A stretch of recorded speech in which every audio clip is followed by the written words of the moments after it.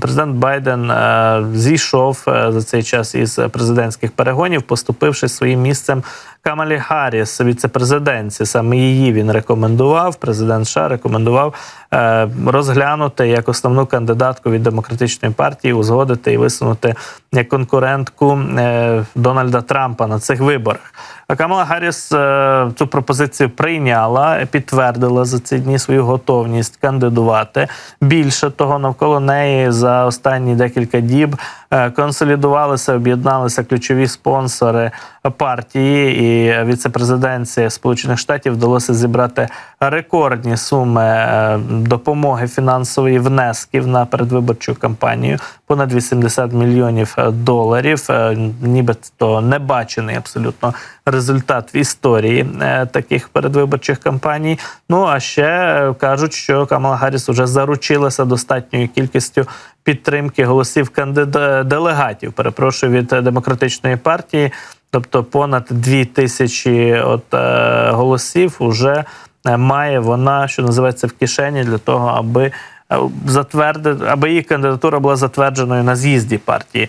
Ну, а ще з'явилися перші результати соціології, соціологічних опитувань того, за кого готові голосувати самі американці. І от Reuters, посилаючись на соціологічну агенцію Ipsos, опублікували якраз дані попереднього опитування стосовно настроїв американців і підтримки того чи іншого кандидата на виборах.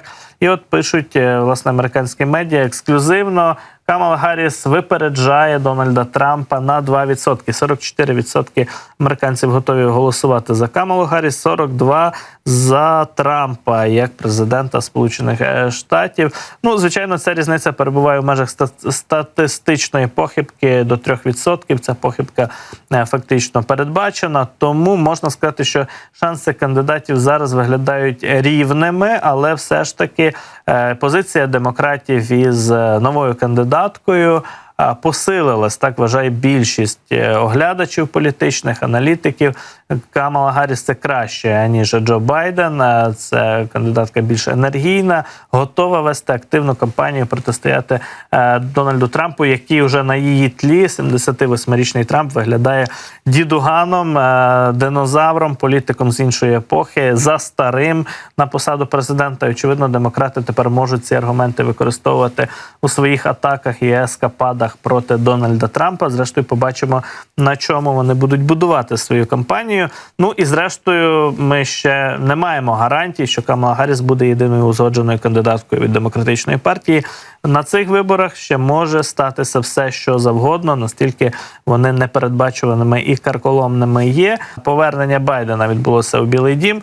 Знаємо, що це повернення вже тимчасове, адже Байден не буде балотуватися на цих виборах, не буде кандидувати від Демократичної партії. Тобто фактично допрацьовує американський президент свій термін на посаді. І ось вчора медіа, телеканали американські показали уже Байдена на публіці. Там за цей час, за останні декілька днів, дивовижні теорії змови почали поширюватися про стан здоров'я Байдена, або навіть про те, чи взагалі президент живий. Деякі трампісти вкидали подібні теорії змов в інформаційний простір, але з Байденом, бачимо, загалом все гаразд.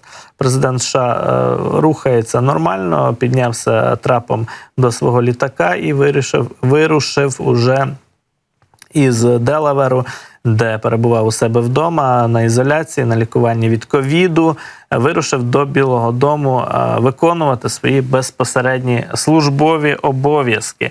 Написав Джо Байден у своїх соцмережах, що він радий повернутися до Білого дому, до виконання своїх обов'язків, і пообіцяв американському народові, американцям звернутися до них уже із овального кабінету найближчим часом, аби розповісти, як далі він планує завершити цю свою каденцію, як «How I will finish the job for the American people». Ми бачимо, власне, у цьому дописі, власне, як планує завершити цю каденцію і не вести Америку до нових висот, власне, провести Америку через турбулентність виборчого періоду і процесу. В першу чергу важливо, аби у Сполучених Штатів був стабільний президент, лідер у цей час, стабільний, здоровий і при тямі.